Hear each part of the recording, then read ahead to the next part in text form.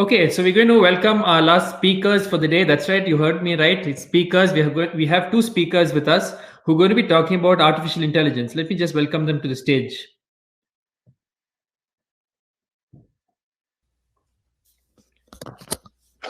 Hi, Vanessa. Hi, how are you? Thank you so much for having me this morning. It's a pleasure to have you here. Is Linda joining? Hi, Linda. Good morning. How are you today? I'm good. How are you? I'm fine, thank you. It's a pleasure to have you as well. So, what I'm going to do is I'm going to go ahead and just read a little bit about you all and the topic we're going to cover. If you'll have screen share, you can go ahead and start that as well. Perfect. Okay. Vanessa and Linda are going to be talking about artificial intelligence, trust, and the cybersecurity industry. What's cooking? Now, a little bit about Vanessa and Linda. First, about Vanessa.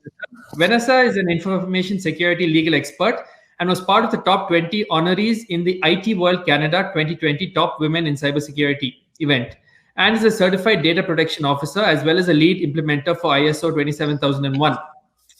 Vanessa is a lawyer at Fasken, one of Canada's largest law firms, where she specializes in emerging technology, data governance, and information security. She also sits on Fasken's Information Security Governance Committee. Vanessa is the secretary of the board of director of OpenNorth, a non-for-profit organization specialized in data modeling in projects such as smart cities. Vanessa is a lecturer and member of the board of advisors at St. Thomas University in Florida as part of the LL.M program in cybersecurity law and policy.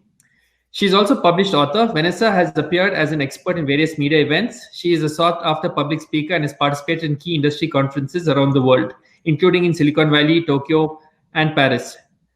A little bit about Linda now. Linda is a lawyer within the Emerging Technologies Group at Fasken with a focus on data protection, privacy, and cybersecurity. She works with tech companies to draft privacy policies and agreements and ensures that their products and services comply with applicable data protection laws such as GDPR. She also has experience with intellectual property law, having worked on issues concerning patents and trademarks. She holds dual civil and common law degrees from McGill and a Master's of Law with distinction in technology law from the University of Edinburgh. She she has studied data protection law, cybersecurity, and online media. She's also well advised on privacy and cybersecurity issues on the Internet of Things, legal and technical solutions to reduce bias in algorithmic decision making systems and regulating online media platforms. Wow, it's quite impressive profile, ladies. Now, I'm going to hand the stage over to you. Over to you. Thank you so much for the kind introduction. We like to keep busy, but I think both of us focus is on cybersecurity, but also on, as mentioned, emerging technology. So today our topic, I think, is really at the intersection of two things that we love, which is artificial intelligence and cybersecurity. And we'll be discussing a little bit of what's happening now, what's ahead, and what role can trust play into that development and the arrival of AI into the cybersecurity industry. And we'll also touch base on about how women can help this being more effective, and how, quite the contrary, the absence of women into that field can actually affect how the system will develop moving forward, and how that may result in a cybersecurity industry that may be different from what we know today, for instance. And my colleague Linda will also be touching on who's liable for this, right? Because we'll be talking about how is AI going to change the cybersecurity industry, what's coming ahead in the next few years. We'll be also talking about what should cybersecurity firms seeking to integrate these AI capabilities should consider. But all that being said, it also raised a question of who's going to be liable for these algorithms. If I'm a managed service security provider and I do log monitoring and my algorithm did not pick up on an incident it should have picked up, who's going to be liable for that? Is it going to be the cybersecurity company? Is it going to be the company who's hired this service provider?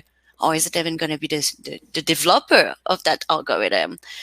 So these are very important questions for cybersecurity professionals that are either involved in developing these AI tools through technical means, or they're involved as advisors. As I'm often involved, I'll be working with technologies. I'll provide information on appropriate decision trees and legal concerns. And their questions are being raised as advisor. Are we engaging our liability? And all of these questions really seek to provide the information security expert with some legal knowledge, but also ethical knowledge. And the intersection between law and ethics, I guess, is being lost a little bit in the debate, especially over the last few years. I think the lawyers have suffered from some reputational damages in terms of how these industries were probably going to market. And what we see today is a cybersecurity industry that's going to market. We want to make sure that they're provided with the right information about the law, but also about ethics. And ethics is a critical part of many legislation today, especially those that relate to how we should handle data. So today we'll touch about AI, cybersecurity, data handling, liability, and some legal stuff, but we hope we won't bore you, and we'll try to keep it as fun as possible talking about legal stuff. And I think, Linda, I will hand over the slide to Linda. And what we want to cover first is really the importance of AI in general.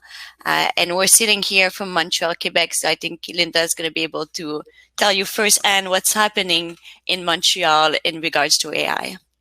So thank you, Vanessa. Basically, Canada has become quite an important player in the AI industry. Canada was the first country to have what's called the Pan-Canadian AI strategy, which is really the federal government investing in AI, setting up what are known as innovation centers across the country in different cities. Montreal is one of those innovation centers.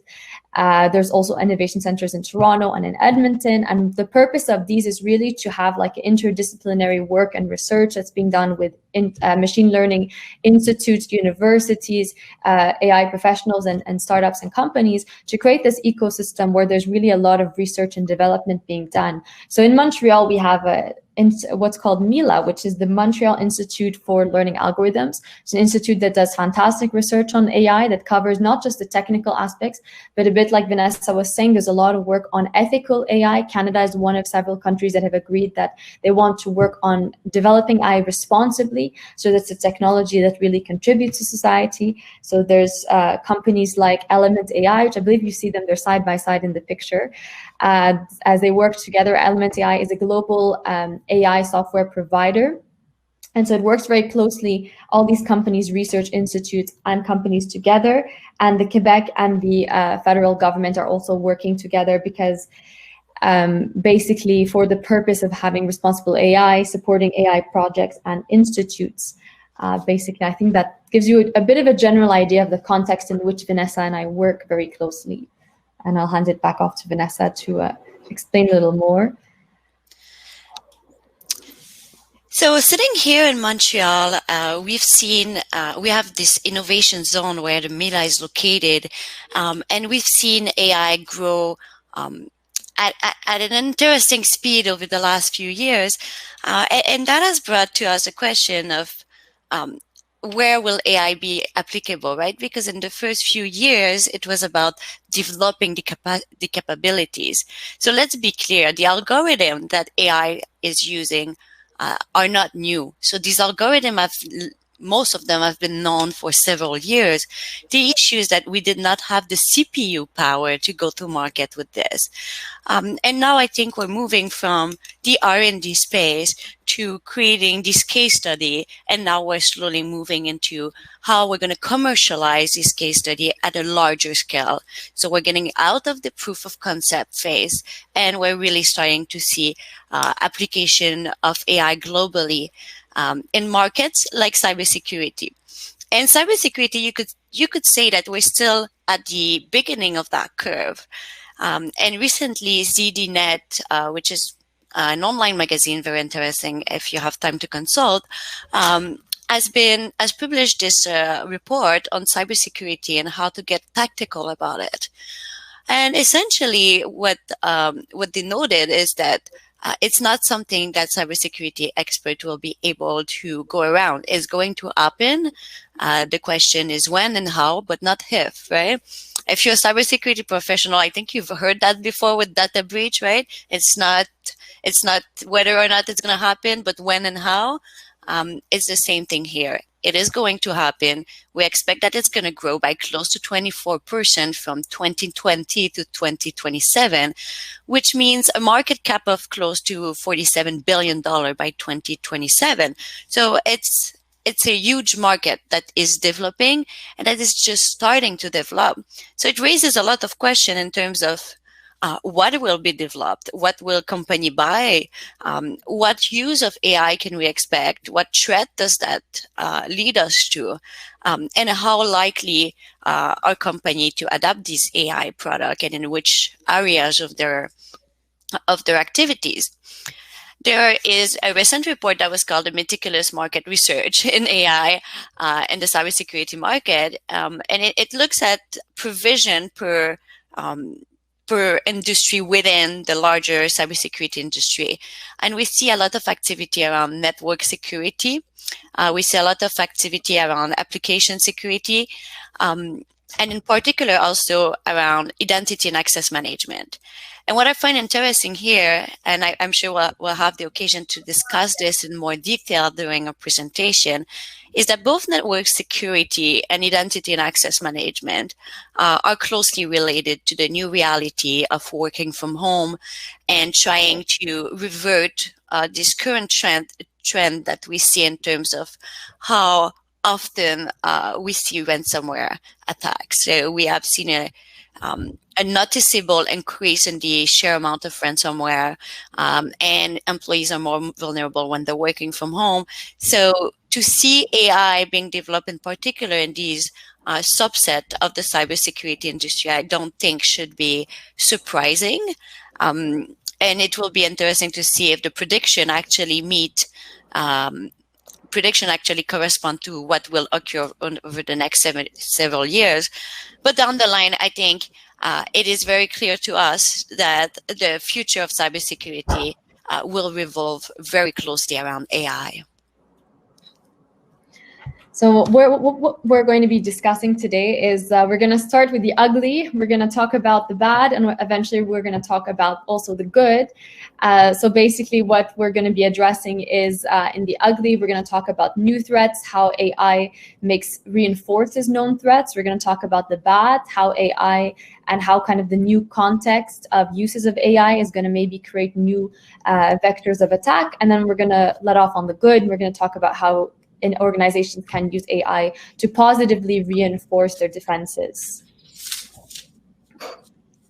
Okay, so I'm starting with the ugly. So with the ugly, what's important to keep in consideration is that AI has the capacity to make a lot of these cyber attacks faster, stronger, more convincing. So for example, we've seen in recent years that there's been breakthroughs that allow AI to write in a way that can mimic a person's style. So you can feed an AI, for example, many emails by one person or many texts written by one person, and it will learn that person's writing style. And this is particularly relevant for things like phishing attacks, which we know to be one of the greatest vulnerabilities of organizations.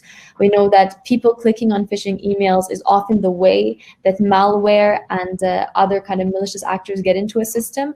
And this is made even more problematic when you have basically systems that can convincingly imitate them. Because right now, a lot of the issues, sometimes the phishing emails are so obviously phishing emails that people don't fall for them. But if you have a phishing email that can convincingly look like your boss, well, then that becomes a whole other issue. And so that's one of the main concerns we have, is that it can imitate writing styles. It can even, they have AIs like Hemingway, which can even imitate someone's handwriting. We have Brown University developed an AI that can even take handwriting and adapt it into a different language, even if it was trained on Japanese characters. They can apply this to many languages. So another issue is mastering natural language to create context. So for example, it can go into an email chain, figure out what what your discussion was, what you were talking about, and it can create a phishing email that actually makes sense with that, so that the person is more likely to be caught on by the phishing attack or hooked in by the attack. It can also replace humans in identifying weak targets. So right now, often hackers will study an organization, they will identify its vulnerabilities, and once they have done that, they will find the best vector or vectors of attack. And if you could take that fairly time-consuming process and automate it by an AI system, then you can probably commit a lot more attacks much faster. And there's also, so none of these are threats that already existed. AI will just make them more aggressive, faster. And with new threats, you have, for example, code that can self-adjust, so it can trick your cybersecurity system. Because that's basically one of the whole purpose of machine learning is these are systems that adjust to their environments, that self-teach once they've been trained on a certain data set. They can respond to things they haven't seen. So your perhaps a malicious code could penetrate a system, and then it could figure out, okay, these are the security defenses, adjust and trick the defenses and go around them. And you also have adversarial attacks. And what an adversarial attack is, and I think, Vanessa, you'll touch on this later, but it's basically a system that it will learn it will identify how your system works, and it will figure out how to trick that system. So for example, if your system is trained to recognize phishing emails, it can feed it data that is bad. It can feed it phishing emails so that the system will now not recognize that this is a malicious attack. Or it's a bit like with Microsoft Tay. It was an AI that was designed to be a conversational bot, but because people tweeted things that were, they tweeted things that were problematic, the bot learned that problematic behavior. So these are kind of the ugly. And I think my colleague Vanessa will go from bad to worse, and she'll talk about the bad. First, don't worry, we're going to leave you with a light of hope at the end when we're going to discuss the good. But we wanted to touch on the bad as well. The reason is, Linda has explained that there are current threats that will be aggravated. There are new threats that will emerge. But there is also the current reality we have to take into consideration.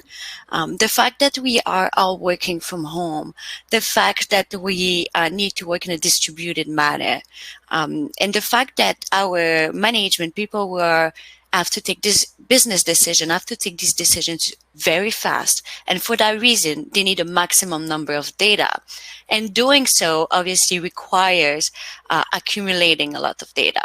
And then we can use AI to help the employees be more secure. For example, there are many new tools now that are based on AI. They learn your behavior, and then they know if it's not you using the computer.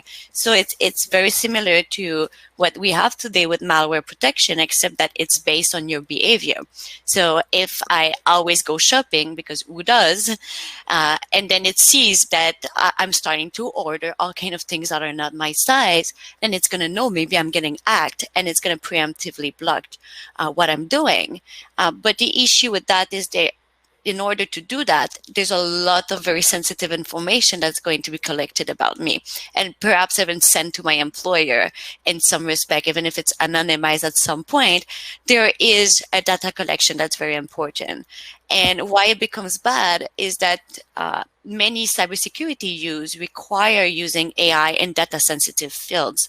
So in order to protect an hospital against a ransomware attack, I may need to have the behavior of doctors, the behavior of nurses, when they come in, when they take medication. I may need to have health data about the patient and try to understand which patients are currently getting an operation so that their files are triple protected, let's say. So that's why it becomes bad here, because these personal data is extremely sensitive about people, and collecting sensitive data in a large project and comes with a lot of responsibility, comes with a lot of decision to make.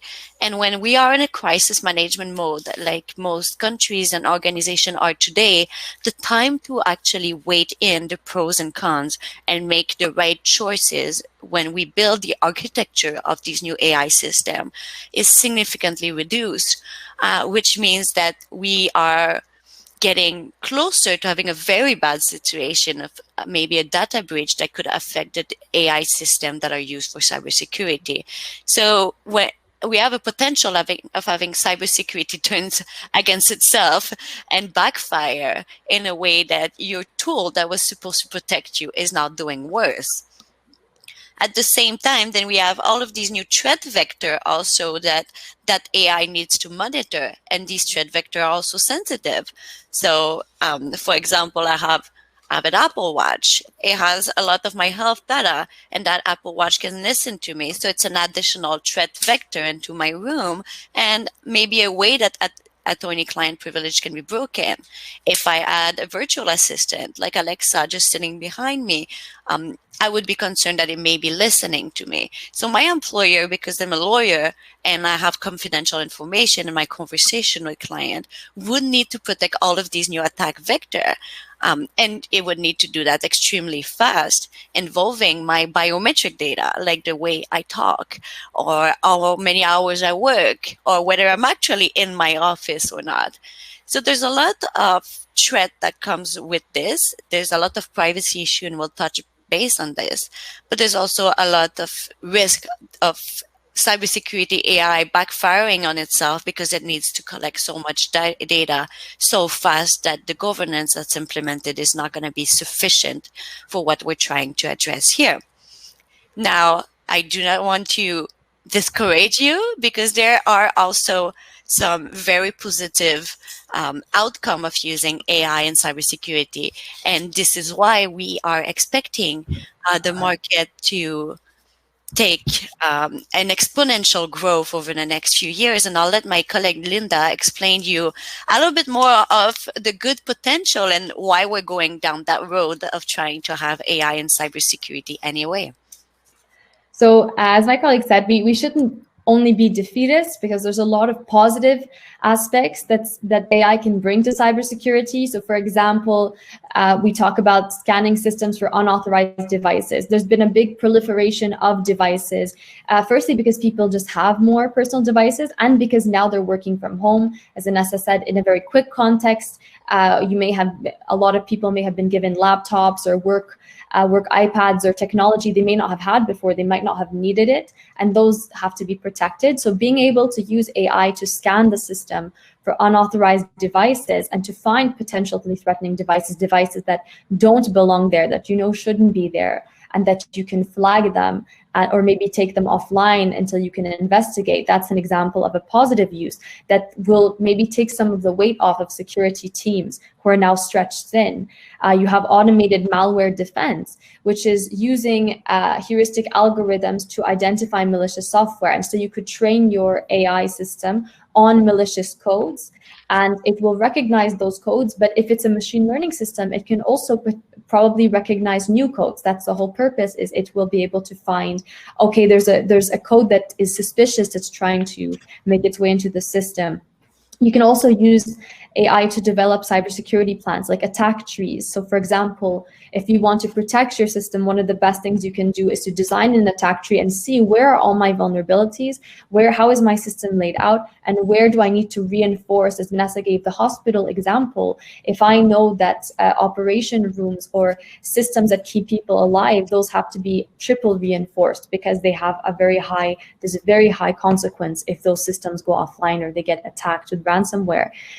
So that's a good use that if you can automatically develop attack trees. And you also have self-adjusting codes. So I mentioned that a little bit earlier. So for example, if there's not just the malicious actors that can use this, there's also preventative uses of this. So developing your system so that it can recognize that a malicious code's trying to bypass your system and adapt to that code and reinforce.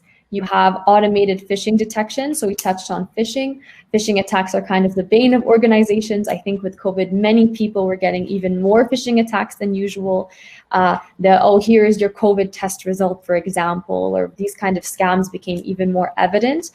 And it's hard sometimes for people to recognize that, especially if they're nervous, they're waiting for something important. But having automated phishing detection could help say, these are fake emails, these are not legitimate, and removing them so that your employees don't even see them, and accidentally click on them, and flagging them so security can block them. And finally, you have the use of AI in bot defense, using AI to identify bots and destroy them before they have the chance to cause damage to your network. So every use of AI that's negative sometimes can have a positive aspect. And that's what we want to leave you on. How did AI change the cybersecurity? Well, malicious actors are weaponizing AI. They're using AI to create bigger attacks, to automate a lot of the tasks, and to sneak into security systems. But defensive AI can also use those techniques to protect and reinforce your system preemptively, and to protect yourself from these attacks before they happen. But it's important to remember that AI is not a magic trick. It can't necessarily protect your system against every attack that's going to happen. And we know these attacks are probably going to happen more because of AI as well. So that's why it's really important. And I'm going to leave my colleague to walk you through what organizations can and should do to considering all this information. How should they manage it? Super, thank you, Linda. And what I'm going to explain here today, if you develop machine learning, if you develop algorithm, if you develop products, software, this is all stuff that's useful, right? These are guidance for information security professional that aim at using AI, but I would think they're guidance that can be useful for any company that seeks to integrate AI into any strategy or product. And there's three considerations I want to cover today: data security, data privacy, biases in AI. And I want to provide you with some guidelines of, I'm not going to solve all the issue of the world today, but provide you with some guideline of what you should consider, either if you're developing this product or what if you're purchasing this product. Maybe as a purchaser, you actually want to make sure that your product is ethical because you have the power of asking that of your service provider. First note, AI can be unsecured. So I often hear concern about securing the informational asset, but I don't hear so many concern about the structure of AI itself. And I don't see clients asking questions about this. And I think one of the reasons for that is that I'm not sure everybody's aware that the actual structure of your AI system can be unsecured. Right, so there is the Berryville Institute of Machine Learning. If you look them up online, it's super interesting what they do. Essentially, they're trying to develop this taxonomy of the different ways that an ML system, so a machine learning system, can be attacked. So NIST kind of follow up on that. So the National Institute of Standard and Technology in the US followed up on this. They published their own taxonomy. I would say that the market has not set in stone a taxonomy of the ML attack, but we can see some guidelines emerging. So you can have some attacks are caused by input manipulation, data manipulation, model manipulation, input extraction, data extraction, or model extraction. So in one subset of attack, we're manipulating the AI to reach the outcome that we want. And in another subset of attack, we're actually extracting data from the AI, right? And then maybe you want to replace it with something else, who knows? So the way that your AI will be built will actually allow these attacks or prevent against these attacks. Overall, the Berryville Institute, they have identified 78 different risks that relate to the architecture of AI, of machine learning in particular. And these risks are developed through what we can call threat modeling. So when we talk about an architecture risk assessment, we're trying to look at the model. So that's why we also call it threat modeling. It's just that if you look around in the industry, the amount of people first are able to do threat modeling on an ML algorithm, there's not so many of them. And second, the amount of companies who are actually conducting these risk assessment is extremely low, which means that your chances of acquiring an ML algorithm that has a security flaw is relatively high. So it is important, if you're involved in developing, that you're aware of this. It is important to do security by design. And if you're the customer, it's important to push, because the industry will not change if the customer do not make their request clear. And that brings me to my second point, which is data privacy. I think we've discussed quite extensively the sheer amount of data that can be involved in an AI system, in particular machine learning. It needs to learn on something, right? It needs to learn on behavior. And the biggest issue that we have in the realm of privacy legislation today is ad tech, is the use of marketing cookie to follow the behavior of people online and leverage this with the intention of having people buy one thing over another thing. And some people will argue with the intention of changing the behavior of people and even doing some disinformation.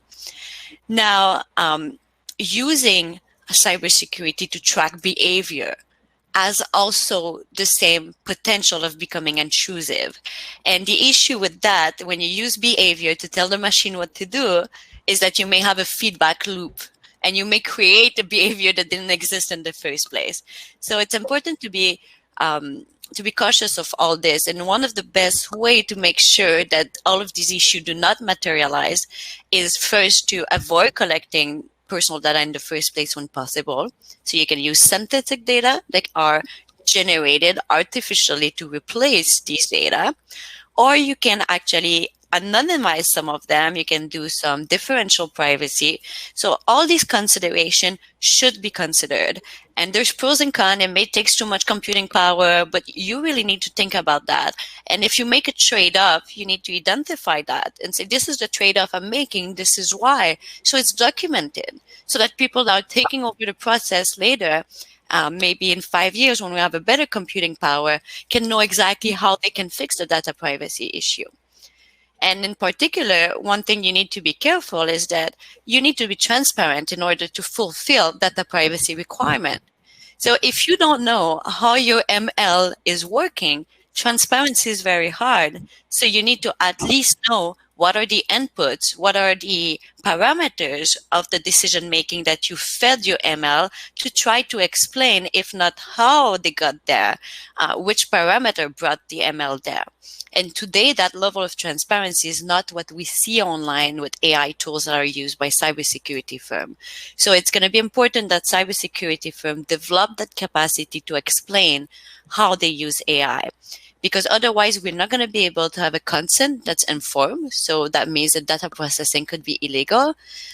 And also, we're going to have to think about how we're going to handle individuals' right requests in that context of these data that are very important for cybersecurity purposes. But what do we do if somebody wants to delete their data in that huge data lake? How do we find these data? Because that would require to do meta tagging. So there's a lot of issue around data privacy that needs to be considered at the design phase. And that's what we call privacy by design. And by doing privacy by design, you'll probably be called to do privacy impact assessment. So a risk analysis, you look at some control, how have you addressed them? If you've not addressed them, what is the risk? And then you get your management to approve that. Are you comfortable with that? Because you're going to have to live with that. If you have to go to court, your director, your board of directors is going to have to explain their decision. If they're not comfortable with that, then it becomes their responsibility to give further resources. Again, if you're the client, you should be asking for that privacy impact assessment, or you should be performing it and making sure that your contract allows you to do so. And my last consideration, privacy is important, but it has been discussed so much that I think has been discussed at the expense of ethics, right? Privacy is one aspect within ethics, and it shouldn't be at the expense of other aspects. So we've talked about transparency, but you can think about human agency and oversight. We do not want our cybersecurity tool to decide for us what is normal or not, and then block our computer the moment that we decide that we want to explore something new, because that's not respectful of human agency. We want to make sure that the environmental well-being is considered. We want to make sure that we're not developing databases that have impact on the environment that are way superior to the good feedback that we have. And that leads me to my last point, which is that trust by design goes through diversity. So when you have a team of developers that's diverse, the product will just be better. It's that simple. It takes so many different perspectives to challenge an AI and make sure that all the inputs are actually representative. What we do not want is an AI that is based on behavior, but is based on men behavior and do not account for women behavior, because women do not browse the internet the same way that men do. And the same thing goes with different origins or different political belief or different religious belief. So if your team is not diverse, you're going to develop a product that just protects one kind of person. And that doesn't work. Unless you have a long list of disclaimer and a very good lawyer, you're going to end up making fake representation. So it is very important to have ethnically diverse teams, and it actually leads to more money. So there's actually no reason for businesses to refuse to do that.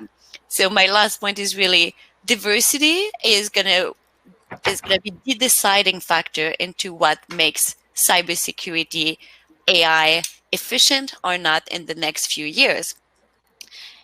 And what I would like to leave you with is a short talk by Linda about who's going to be liable, because I ended my talk about saying diversity would be great, right? Because if you don't, what if I'm not protected? What if some personalities do not fit your model of cybersecurity protection and then something really bad happens? Think about it. There's somebody who died last week in an hospital following a ransomware attack because the security patching was not efficient. What if this was all based on the behavior of white American male of 45 years old, and then you look into who's using computers?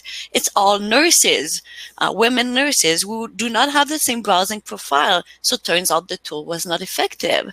And that raises a lot of questions. Who's going to be liable for this? As an hospital, if I implement this and it turns out there's discrimination in it, is it my fault? Is it the fault of my service provider? And it's an important discussion because it will change how and when corporations will implement AI if they understand whether or not they're responsible for it. So Linda, I'm going to let you close the conversation on that very important topic. So we're back to the legal part, but we'll try to make it interesting.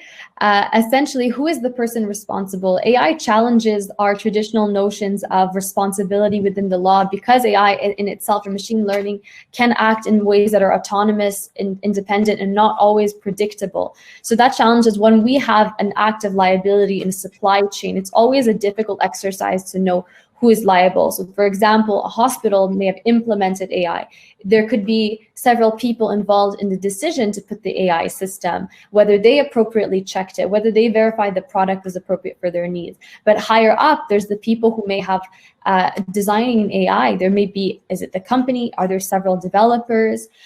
So there was a recent interesting decision that addressed this kind of personality of AI.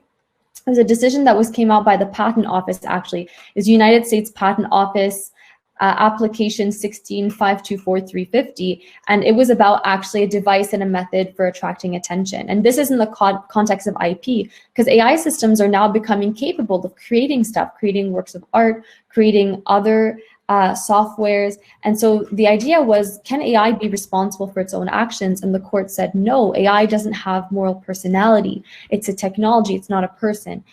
And so that perhaps shifts the conversation in saying, okay, but then which human being behind the AI is responsible? It's rarely a one-person thing. And so we have to consider several questions. One, if AI fails, who should be responsible? And then do we distinguish between a manufacturer and a seller? So you may have someone who designs an AI, who sells it to another company that then redistributes it to your hospital or whoever your third party that's using it is. And then you have to consider, is an AI a product or is it a service? Because that changes what legal system of liability it's subject to. I'll be referring to the Quebec system, but this is not just a distinction. This is not just a debate that's happening in Quebec. The European Commission actually recently published a report called Liability in AI. It's very interesting, and it talks about some of these issues. But basically, to go back, sorry, could you go back a slide, Vanessa? Yes, okay. So one of the sources of liability is algorithms being treated as a defective product, because there are many jurisdictions, not just Quebec, have product liability aspects in the law. And one of the things is product liability can be a very high liability area. So for example, you may not be able to waive the jurisdiction. Let's say you're a manufacturer in California and your AI injures someone in Canada, in Quebec. Well, then that person can sue you in Quebec. That means you could have lawsuits happening in multiple jurisdictions by people living in different countries who were injured. You can't have arbitration. You can't force arbitration in your contract. So people actually can sue you, cannot make them go to arbitration. Your legal warranty has to last for a certain amount of time. The people have rights for a certain number of years after. So you may launch a product and the problems may not be apparent immediately, but you may get sued years down the line.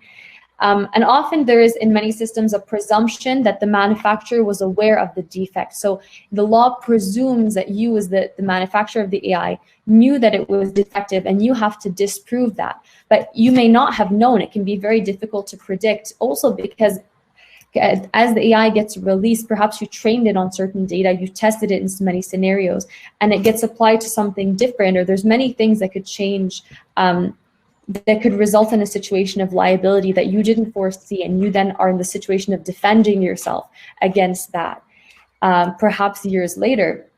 And you have the presumption that the defect existed at the moment of sale. So you have a lot of presumptions. These are just in the Quebec law, but these are not unique to Quebec. Other civil systems have often different types of manufacturer liability provisions. So if you could go on to the next slide.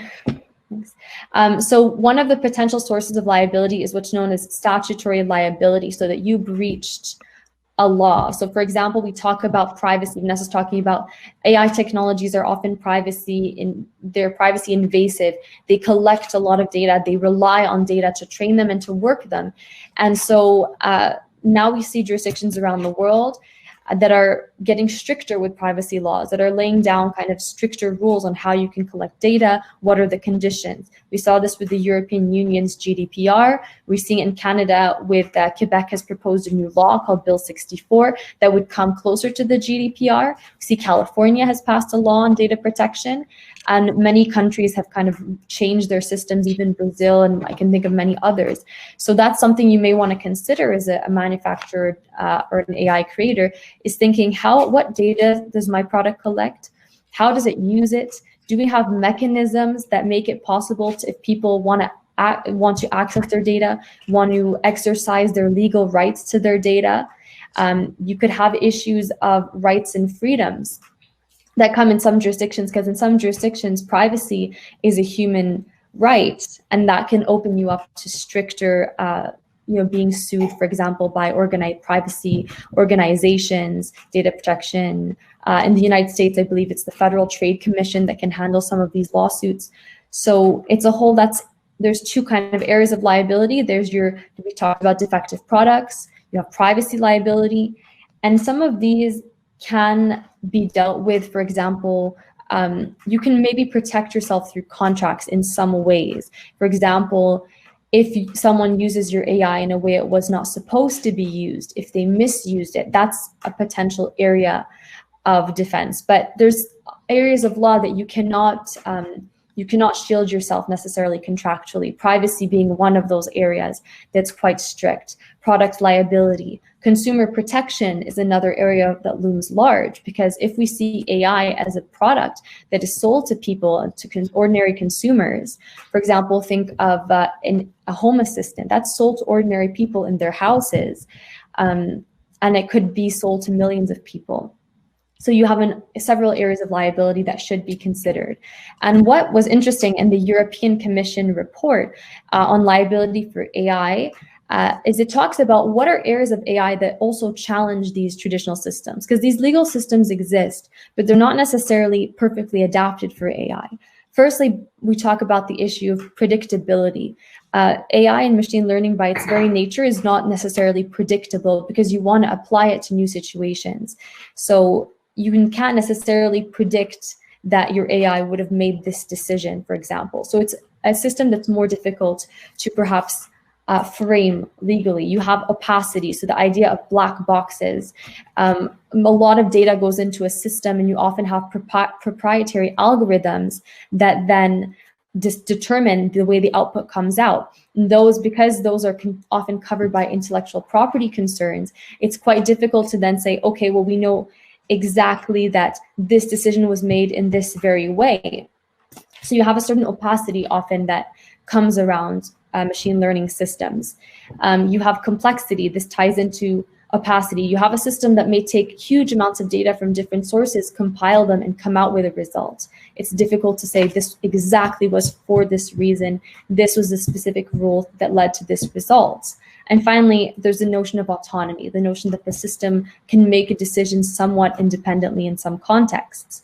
So basically the European suggestion is why don't we impose strict liability for AI operators and producers? Strict liability is the highest level of liability that you can have. It means that you're held liable, and there's very little that you can do afterwards to say, oh, I'm not liable. So strict liability is perhaps quite a strong level of liability. It doesn't mean it will be implemented. That's the European approach.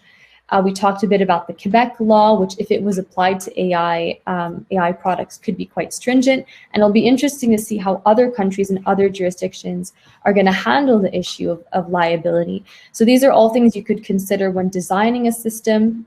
As Vanessa talked about, transparency, being careful with how you do data, investing in privacy and design from the beginning, having multiple decision makers considering multiple perspectives. You see with the examples of facial recognition systems that were better at recognizing white men than they were at recognizing black men. We see many examples of if an AI doesn't see, biased data means biased results. So all of this should be considered at the design at every step of the way to then prevent this liability perhaps down the road. And I think, Vanessa, I'll leave you off to do the conclusions.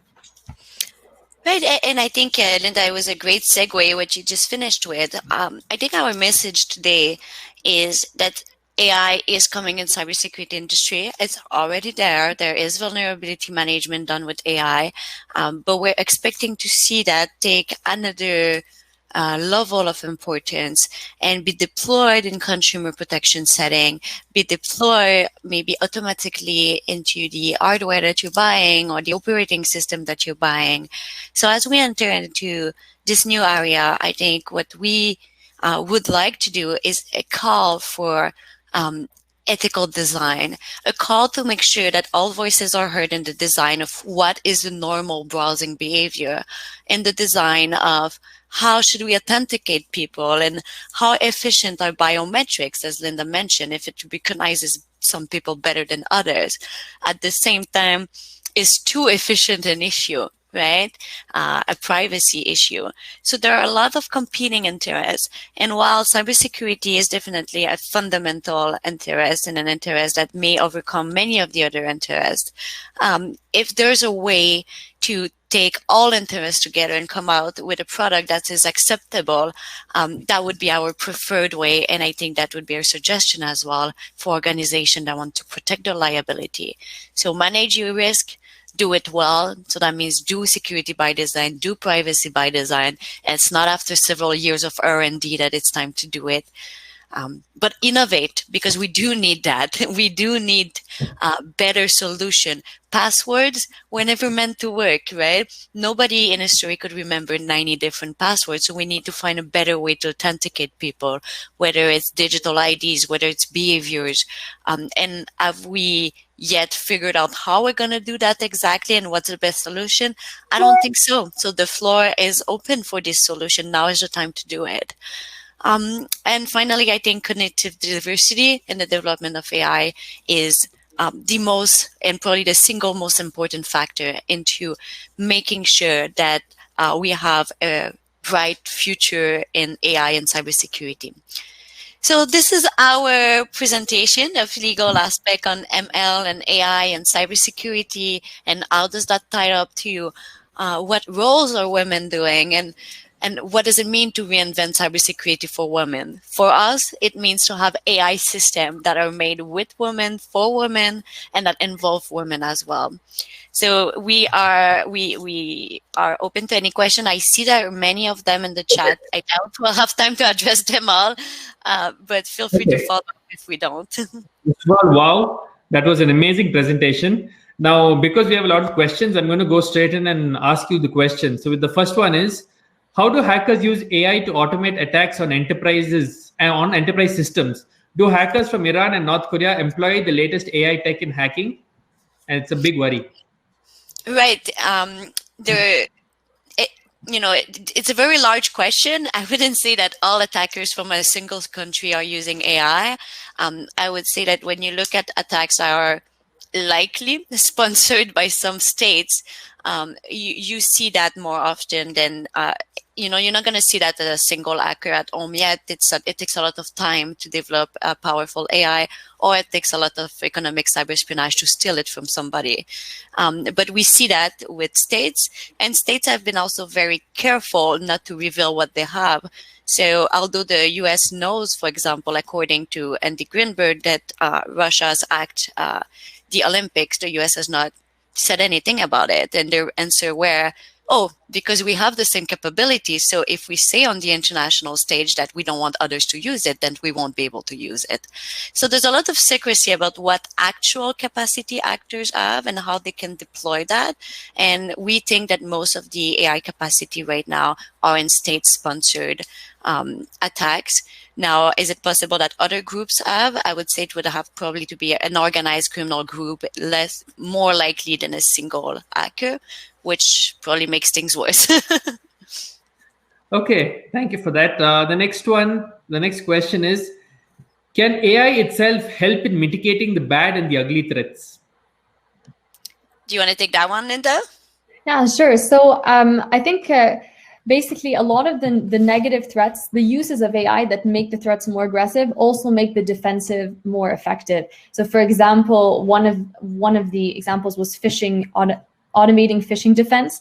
So for example, if you can use AI to manipulate how people write, and then you can just spam with tons of phishing attacks, then you on the defensive side can perhaps have a better scanning system that's going through emails and that's finding the ones that are suspicious, that are, for example, as Vanessa says, they know that your behavior is not that you wouldn't have sent that email at that time, or there's something off about it. Or for example, that you can have bots detection, you can destroy bots before they come in, that you can have attack trees that you can identify. So now organizations are spread out over large surfaces. It can help security teams to be able to design and find where do we invest our resources. Those are just a few uses that you can make. So there's definitely all the negative things that AI can do, it can do on the defensive as positives as well. And I would add that we may have a chance to close the gap in available resources.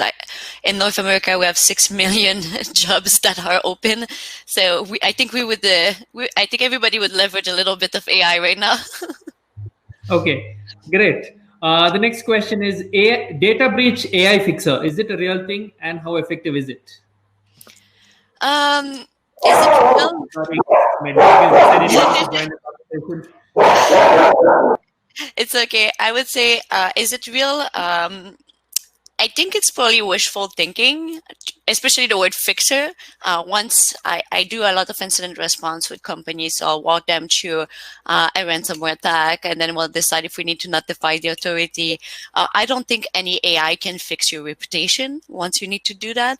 I don't think AI today actually probably doesn't have the capacity to prevent entirely predict fraud or identity theft, but it can be helpful, right? So when you subscribe to services for credit monitoring post data breach, they're certainly using AI to try to find your information on the dark net.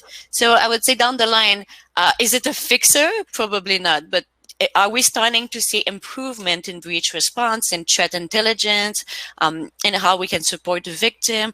Yes, but we're probably 10 years away from a magic solution to data breach still. Okay, great. The next one is, do we need any specific training or knowledge to develop attack trees? To develop attack trees, yeah, I would say Linda and I are lawyers, so like there's a good question, do we teach AI? No, we have never hacked anything or coded anything yet. I tried with the little MIT tools, and I can confirm I don't have a lot of talent into doing that. We understand the notions because of our clients are very smart and they develop this and they explain that to us. So we can't really tell you how to build an AI attack or an AI defensive. But there are a very interesting discussion about this. Like if you look at books like The Fifth Domain, in which we describe how cybersecurity powered by AI can be the fifth domain of war, which would be the cyber war, you may start to find some interesting example. Although you won't find a guide of how to build an attack, because I don't think that's legal to share, but you'll find an interesting example of how people end up doing this, and often how you can use AI to deactivate, let's say, missiles that are located in other countries, or activate them, or maybe have a virus like Stuxnet cause very physical damages. Okay, move on. I'll move on to the next question. What is the success rate of using AI to combat cyber attacks? Today, I don't think we have these data. I think you may have some products that are powered like this. So let's say you have a vulnerability management system. You can use AI to try to find this vulnerability faster into your system. Obviously, it doesn't come out of the box all program. It takes probably several months before the AI starts to understand what's normal for your corporation and then start to detect something. But that is a specific use in a very large array of cybersecurity technologies that an organization need. So there's no such thing today, and maybe at the governmental level that we're not privy to, but there's no such thing today as an organization that turns the AI on and goes to sleep at night and sleeps well. It's just not there yet. So the success rate of preventing the attack is probably a very large statement to make, but I would say that I see a lot more log monitoring and a lot more defensive analysis, because there's so many logs to look at that AI makes a huge difference. So we're probably becoming more effective at detecting the attack sooner, but I wouldn't go as far as this, that we're preventing it, because it's already happening. To prevent it, you would need to also be able to do counter defense, right? And that's the biggest legal discussion. Am I allowed to counterattack? I mean, so if you know somebody's coming to attack you, do I have some type of corporate legitimate defense, right? As if an attacker in my house, right? And so far the courts are like, no, you don't. So please do not do that. But the issue is that also the military is walking away from these private infrastructure protection. So it's not entirely clear in that shared responsibility model how we're going to move forward with that. Okay, so the next question, before my dog chimes in even more. Okay, so you were talking about how AI is based on the data we feed it, and data is inherently biased, right? So that tends to lead to racism in AI. The example is the Microsoft chatbot, where they put it online and people started using racial slurs on it, and then it learned from that and started abusing people back. Have any lawsuits been filed against big companies? Linda, if you want to take that, feel free to jump in. But in terms of lawsuits based on, I would say generally speaking, lawsuits in information security, data breach, and these type of topics tend to be settled way before they get to court. Actually, we still are waiting for that data breach precedent that says these are legitimate harm to data subject. There are very, very few lawsuits that actually make it to having a legal precedent, and for very obvious reason, people do not want to be the first legal case. And I cannot speak to India, or other countries. I can speak to Canada, and I know Canada is very, very little legal precedent, and even in the US, there is a few, but they're generally solved before. But what we know what we have is a history of legal cases of other technologies that have emerged with probably not exactly the same capacity, but probably they were perceived as having the same capacity back in the days. So we have no cases making it to the end, but what we have is very interesting journalism on it. So there is a full, I think, investigative report on the use of AI into once criminals were found guilty, then they come and they want to be released early. And judges in the US were using this AI to see if yes or no they could be released. But the issue is the AI is based on past cases. And we don't always have the very stellar story in terms of non-discrimination, both against women and minorities. So black male turned out to be more likely to go back to jail by 3 times than other offenders. And there's this all, if you're very interested into looking into biases and how they happen, there's this super interesting and free course on EDX that's from Ivado that is on bias and discrimination in AI.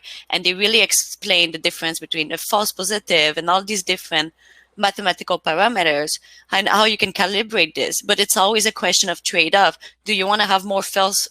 Can you afford more false positive than you can afford more false negative? So it's very circumstantial. But there's very interesting journalism of people having made perhaps the wrong choice, I would say. Okay, thank you so much for that. I think we're done with the questions for now. So since there are a lot of requests, let me introduce the third speaker as well. Okay, so this is Mako. Hey, hi. So he's the one who's been joining the conversation in the middle. He likes AI too. So thank you. Yes, he really does. So thank you so much for joining us today and giving us a very insightful talk on AI and what's happening in the AI industry as well. Thank you so much, ladies. We look forward to having you all for our next conference as well. Thank you so much and be safe. Thank you, everyone. Thank you.